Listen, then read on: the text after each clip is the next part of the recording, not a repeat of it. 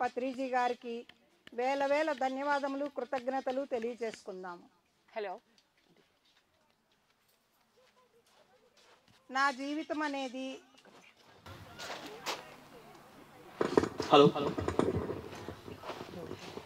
Hello. Yeah, my dear masters and friends, thank you for coming here.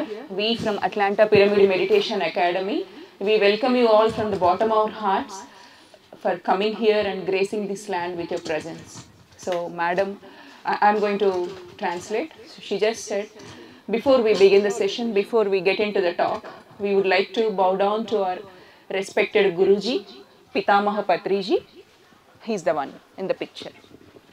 Go ahead, madam. నేను 2006లో ధ్యానంలోకి వచ్చాను. ధ్యానం class పెడుతున్నారు అంటే ధ్యానం ఎందుకు చేయాలని కానీ, ధ్యానం వల్ల ఏం లాభాలు ఉన్నాయని కానీ ఎలాంటి ఆలోచన నాలో రాలేదు. క్లాసు అంటే వెళ్ళిపోయాను.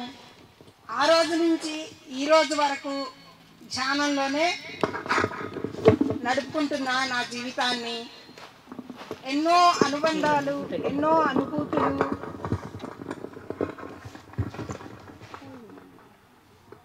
ఎంతో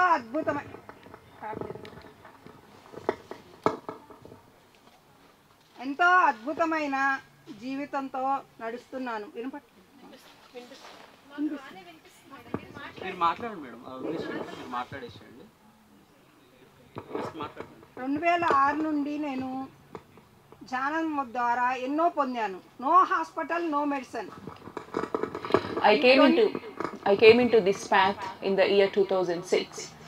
I had no preconceived notion before entering into this meditation.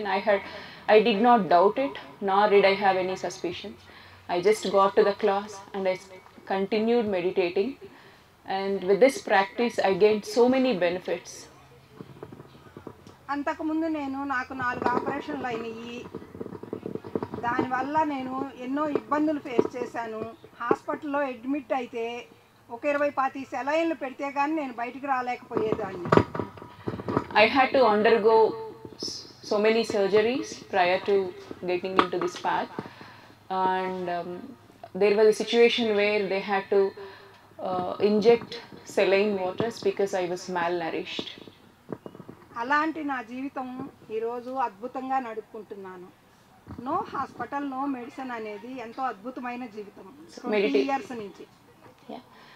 So since I gotten into this path from past 20 years with this continuous practice of meditation, there was no looking back for me.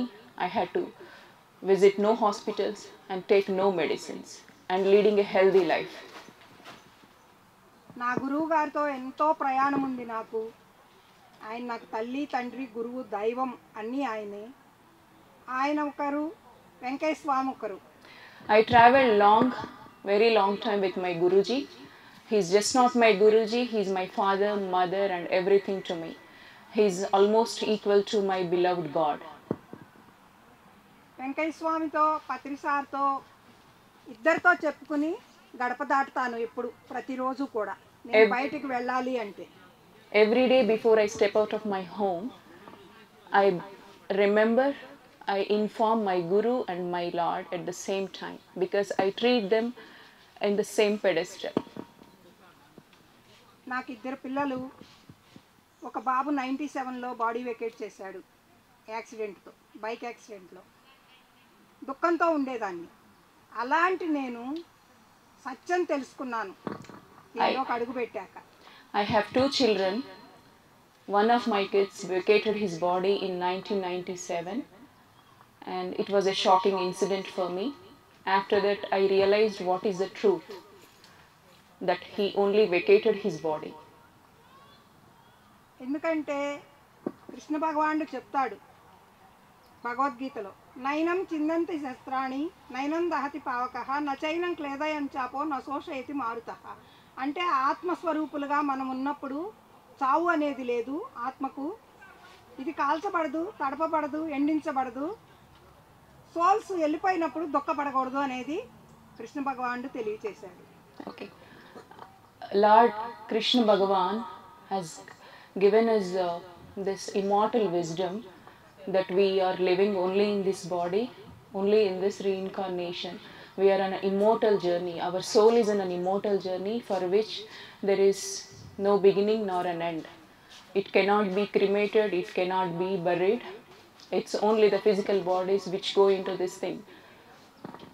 ఇంకొక శ్లోకం కూడా చెప్తారు కృష్ణ భగవానుడు, యుక్తాహార విహారస్య యుక్త చేష్టస్య కర్మసు యుక్త స్వప్నోబోధస్య యోగో భవతి దుఃఖః. అంటే మితాహారం తినాలి, మిత నిద్ర పోవాలి మన జీవితంలో. ఎందుకంటే తినటం పడుకోవటం అనేదిగా ఉండకూడదు జీవితం అనేది. ఈ సత్యం నేను ఎప్పుడో తెలుసుకున్నాను. బాబు చనిపోయిన దగ్గర నుంచి నేను మార్నింగ్ బ్రేక్ఫాస్ట్ చేస్తాను, లంచ్ చేస్తాను, నో డిన్నర్. అలా నా జీవితం నడుస్తుంది ఇప్పటి వరకు. One more eternal truth that I realized over the years is you should only eat that you require. You should sleep only that your body longs for. Don't overdo on these things. This is the eternal wisdom. మన జీవితంలో మనము ఎలా జీవిస్తున్నామో అనేది కావాలి. ధ్యానం చేయటం ఒక్కటే కాదు, దుఃఖాన్ని వదిలేయాలి, భయాన్ని వదిలేయాలి. ఈ రెంటిని వదిలేసినప్పుడే మన జీవితం ముందుకు సాగుతుంది. How we are conducting our daily lives matters. By closing our eyes and meditating for 40 minutes or some stipulated time is not enough. How you are leading your life in your broad daylight with your awakened eyes and with memory, what is that inner balance that you are maintaining, what is that meditative state that you carry out throughout your day matters. ఎందుకంటే జీవితంలో మా బాబు చనిపోయాడని దుఃఖపడ్డాను, కానీ మా వారు చనిపోయినప్పుడు దుఃఖపడలేదు. మా వారిని బాడీ వేకేట్ చేయమని నేనే చెప్పాను. ఎందుకంటే శరీరం పనికి రాకుండా పోయినప్పుడు భూమి మీద నిలబడి లాగులాడటం అనేది చాలా రాంగు. ఆ సత్యం నేను తెలుసుకుని ఆయన్ని బాడీ వేకేట్ చేయమని చెప్పాను. So I realized when my husband was bedridden, when he was going through physical challenges, I myself have gone ahead and told my husband to vacate your body, because I have literally seen what difficulties it brings to us. Because when the physical body is not supporting, it's okay that you can vacate the body and have a peaceful life. ఆయన చనిపోయిన తర్వాత మాకు 9 pyramids కట్టాము చీరాల్లో. Ashtalakshmi pyramids చుట్టూతా మధ్యలో 40x40 pyramid ఉంటుంది. అక్కడికి ఎంత వాల్యుబుల్ పిరమిడ్స్ అంటే అవి ఈజిప్ట్ నుండి ఎనర్జీస్ వస్తాయి ఆ పిరమిడ్స్కి. దత్తక్షేత్రంలో ఉంటాయి అవి, దత్తుడి యొక్క ఎనర్జీతో నడుస్తాయి. ఆ స్థితిలో ఇంకా 3 డేస్లో ఆ ప్రోగ్రాం ఉందనంగా మా వారు బాడీ వేకేట్ చేశారు. నేను అక్కడికి వెళ్ళలేను, కానీ వాకిట్లో ఆయన బాడీ ఉన్నప్పుడు మాస్టర్స్ వచ్చారు నన్ను పలకరించడానికి. కామ్గా లోపలికి వెళ్ళి వాళ్ళ చేతిలో డబ్బులు పెట్టి పంపించాను ప్రోగ్రాంకి. ఈ స్థితిలో ఏంటమ్మా అన్నారు. స్థితి ఏది అనేది కాదు, అక్కడ ప్రోగ్రాం నడవాలి, మనీ కావాలి అనేది తెలియజేశాను నేను. When my husband was going through physical challenges in his final days, I mustered my courage and went ahead to construct 9 pyramids in the town called Chirala in the southern India. So by doing that spiritual service, because I believed in the idea that pyramids magnify cosmic energy and it will help for the mankind. So I involved myself, I indulged myself in complete spiritual service that gained me physical and mental strength in his last days. Many people questioned, including my husband questioned, why are you doing this when I am going through this? But despite that, I went ahead and involved myself in spiritual practice by constructing 9 pyramids in the town called Chirala in the southern India. మనమందరము కూడా ప్రేమతత్వంతో క్షమాతత్వంతో ఉండాలి. We all have to live with your compassionate and forgiving attitude. This is must for everyone. విశ్వంలో ప్రేమ అనేది ఎంతో విలువైంది. దాన్ని implement చేసుకుంటూ మనందరము కూడా ఏకత్వంతో నడవాలి. వసుదైక కుటుంబంలాగా ఏకత్వంతో నడవాలి. Love and compassion is very much important for everyone to live in this universe, and we need to live with those principles. We need to live it ourselves and spread it around as much as possible. ప్రతి ఒక్కళ్ళము మనమేదో చేస్తున్నాము అనుకుంటాము. మనం కాదు చేసేది, మనతో చేయించబడుతుంది అనేది తెలుసుకోవాలి masters. We believe that because we are in body consciousness, we always believe that it is because we identify ourselves with so much with our abilities that only we are doing it, but it is not the real truth. There are masters, the invisible superior force is helping us to do this. That is what I realized. ప్రేమతత్వం అంటే మన కుటుంబం ఒకటే ప్రేమ చూపించుకోవటం కాదు, విశ్వం అంతా మనదే. విశ్వ కుటుంబంతో మనము మమేకమై నడవాలి. ఎందుకంటే దీన్ని నేను ఒకసారి దాన్ని నాకు నేను ఫుల్ చేసుకుని, ప్రాణహిత అంటే మీకు అందరికీ తెలిసే ఉండదు. We should not confine our energies and love and resources to our own family. We should spread it to everyone in the world. Pranahita అనే అమ్మాయి మీ అందరికీ తెలిసే ఉండొచ్చు, గ్రేట్ మాస్టర్ లండన్లో. తను ప్రెగ్నెంట్ అయింది, డయాస్ మీద శ్రీమంతం చేశారు, కానీ కళ్ళనీళ్ళు పెట్టుకుంది. ఎందుకమ్మా సంతోష సమయంలో కళ్ళనీళ్ళు పెట్టుకున్నావు అని అడిగాను నేను.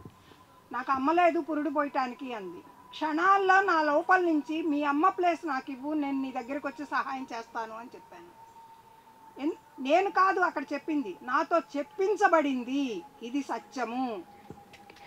So there's a girl called Pranahita. She's also one of the masters of our pyramid meditation. When she was in her last trimester, when she was in the last days of her pregnancy, she cried because she lost her mother by then. So she was crying, who will take care of me once I deliver a baby? So madam happened to be there. So madam said that I can help you go through this delivery and I can take care of yourself and your child. So it was not me who told this message to Pranahita. Master's message channeled through me. ఎలా అంటే నేను దాన్ని నేనుగా చేయలేదు, వెళ్ళాను. ఉన్న సమయంలో గురువుగారు కాల్ చేశారు అక్కడికి. చేసి నాతో మాట్లాడి మీరు ఎన్లైటన్ లేడీ అనే బిరుదు ఇచ్చారు నాకు. ఇప్పటి వరకు ఎక్కడా చెప్పుకోలేదు, ఇప్పుడే చెప్తున్నాను నేను. That is the time my Guruji realized, my Guruji recognized my service to this lady called Pranahita, and he called me that I'm an enlightened master. And I consider it as the most precious thing that I've received it from my master so far. ఇక్కడ ఒక programme నడవాలి అంటే ఎంతమంది సహాయ సహకారాలు అందిస్తే నడుస్తుందో కదా మనందరికీ తెలుసు కదా. అది అలాంటిది బిల్లు కట్టాలి, కరెంటు బిల్లు. తాజ్ హోటల్లో ప్రోగ్రాం పెడితే సారు బిల్లు కట్టాలి అని అంటే నా చెయ్యిలా లేసింది, నేను కడతాను అని. అంటే నేను కాదు అక్కడ, నాతో చెప్పించబడుద్ది అంతే. ఇది ఏది కూడా నేను చేసేది కాదు, నా వెనకుండి నడిపిస్తుంది. ఈ సత్యం మాత్రం నేను తెలుసుకున్నాను. ఈరోజు ఇక్కడికి రావటానికి కూడా నేను కాదు, ఏం చేయాలి, ఎలా వెళ్ళాలి అంటే పబ్లిక్గా చెప్తాను. ఇప్పుడు నేను నా కుటుంబానికి డిటాచ్మెంట్ తెచ్చుకోవటానికి ఉన్న సోర్స్ మొత్తము బాబుకి అప్పచెప్పేసి నాకెంత కావాలో అంత అట్టి పెట్టుకున్నాను. దానిలో నాకు ఎవ్రీ మంత్ 12,000 మనీ వస్తుంది నేను వాడుకోవటానికి. అది ఒక 3,000 ఇంటి రెంట్ వస్తుంది. 15,000లో నేను 500 పిరమిడ్స్కి కడతాను, 500 పిఎంసి ఛానళ్ళకి కడతాను, ఒక 500 ఒక పక్కకు పెడతాను, ఏదన్నా అవసరం వస్తే ఉంటుంది అని పోస్ట్ ఆఫీస్లో కడతాను. ఒక 2,500 చీటీ పాట వేస్తాను, ఎందుకంటే కట్టాల అన్నదానం కోసము, పిరమిడ్ పిఎంసి ఛానల్ కోసం. ఇన్ని చేసుకోగలిగినప్పుడు నాకు లేదు అనేది ఎందుకు కొట్టుకుంటామో తెలియజేయండి. So during the times when I myself had limited financial resources, I raised my hand because there was a time when a construction plan was going by our beloved masters in the southern India in Hyderabad. They were constructing a huge pyramid which can seat at least 1,000 to I think 4,000 people. It has that seating capacity. So they were looking for funds. Though I had limited financial resources, just about 12,000 rupees a month, I divided all the money for my house rent and few important needs, and rest of the money I channeled to pyramid construction and the programs and the annadhanam, I mean the food serving the food serving department and everywhere it's possible. So all this, I'm not doing it myself. It is a superior force that is helping me do it, and I always believe in that. నేనేం తెలుసుకున్నాను అంటే మనీని మనం వెతుక్కోకూడదు, money మనల్ని వెతుక్కోవాలి అనేది తెలుసుకున్నాను నేను. ఇది కావాలి మనందరిలో కూడా. What I realized after all these years is we shouldn't go after chasing after money. Money will looking after you, money will take care of you if you indulge yourself in this service. మనం money డబ్బు అని అనుకుంటాం కదా, సేవే లక్ష్మీదేవి. ఈ సత్యం తెలుసుకోండి masters, ప్రతి ఒక్కళ్ళము సేవాతత్వంతో జీవించాలి. ఇది కావాలి మనందరిలో. నాకు ఒక 15 minutes టైం ఇచ్చారు, మరి అది గాన్ అయిందేమో కనుక్కుందాం. So